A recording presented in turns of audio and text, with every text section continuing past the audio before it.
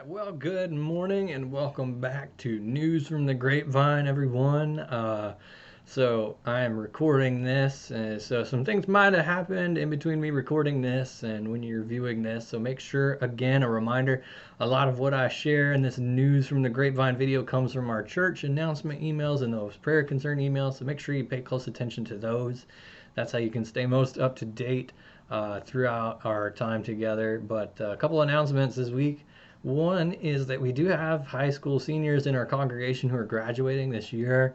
And, in light of how their senior year has been horribly disrupted, our congregation is going to be showering them with some love. So we're going to do an Adopt a Senior this year and flood their mailboxes with cards and well wishes to celebrate them. So now we have two seniors that are graduating from high school. It's Jack Hornsby and Adam Graybill. Now, if you would like to participate in our Adopt a Senior activity, contact Elizabeth Murray, Reverend Elizabeth Murray, our youth minister, or check the church emails to get their mailing information. Okay, so this is a lovely thing to do. Make sure we shower them with some extra love, kind of boost their spirits, especially. Okay. Now, another announcement is from the South Carolina Annual Conference. They've created a virtual prayer wall that is hosted on their website and will be shared through their Facebook, Instagram, and other venues as well. You can submit written prayers or even a short video, and then they'll review it and then share it in all those different places. So, instructions on how to do that can be found on the website's virtual prayer wall there at the South Carolina Annual Conference's website. So you can go to umcsc.org and find the virtual prayer wall there. And then on to our prayers and praises section from the Grapevine. We have a couple of families that we want to share our sympathies with and keep up in prayer, especially this week. One is to the Lott family. We want to keep Peggy Lott in our prayers and extend our sympathies to her and her family at the passing of her husband, Bill Lott. He passed away on Wednesday night this week there at the hospital. And so we want to lift them up in our prayers, especially during this time. We also want to lift up Reverend Bob Borum and his family at the passing of his wife, Barbara, this week.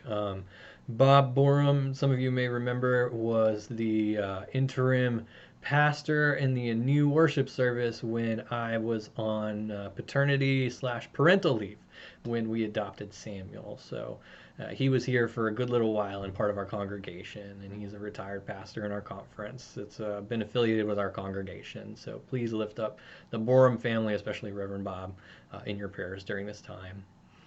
And we do have some other prayers to lift up. Marilyn Hornsby had fairly extensive surgery this week on Wednesday, and it was very successful. She came through very well, but she's going to be in the hospital for about a week recovering and under observation. So keep her and your family in prayers during this time. I'm sure it's no fun to be cooped up in a hospital bed, and I'm sure those of you that have been there can commiserate. But, if you can get a hold of her and her family, I'm sure they'd appreciate the good wishes. Diane Crosby from our church would like to thank everyone for the prayers, cards, and the phone calls. She's very thankful that her shingles have gone away almost entirely during this time. So thank you for keeping her in your prayers as well. We want to also remember I teased good news about Linton Phillips last week.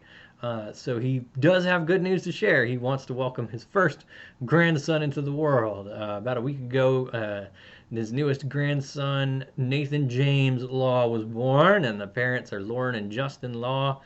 So Linton's super excited. It took me forever to get the name of his grandson from him, which was a wonderful conversation, don't get me wrong. He was able to visit Nathan through the front window of their house. It was very exciting and wonderful news. And also, Brenda and Woody Manus have good news. They welcomed a new grandson as well into the world. So congratulations to the parents on Ashley and Aaron Hendricks on the birth of their son, Trace, this week. So big brother and parents and grandparents are well and super proud. So this is all wonderful news. Again, please check your emails. That's the best way to keep up with things in a timely manner through our church during these times. You can check our Facebook page, but emails, honestly, are the things that go out super fast and give you good information. So, again, be on the lookout from us for information about what's going on. Just to be aware, there is a church council ad hoc committee that has been put together by our church council chair that has different members from around the church that's kind of discussing, when, not necessarily when we will come together again in person, but if, like, whenever that time comes, what that might look like. So there is a group in our church that is discussing, what kind of plans we need to put in place and how to do that safely and things like that. Though we don't know at this point when that will be, but we are currently discussing what the safest and most appropriate means will be. So we are looking to the future in that respect. But in the meantime, we will continue these online worship services and things like that, and working towards safe and appropriate plans to the future when it is appropriate to begin meeting in person and how to do so safely and responsibly. So look also to your announcements and these News from the Grapevine updates for more information from that group. You can also ask our church council chair, Phil Gaines, for more information, or any of us on staff or clergy. Okay? All right. Well, thank you so much. Hope you all are doing well. Take care and enjoy the worship. God bless.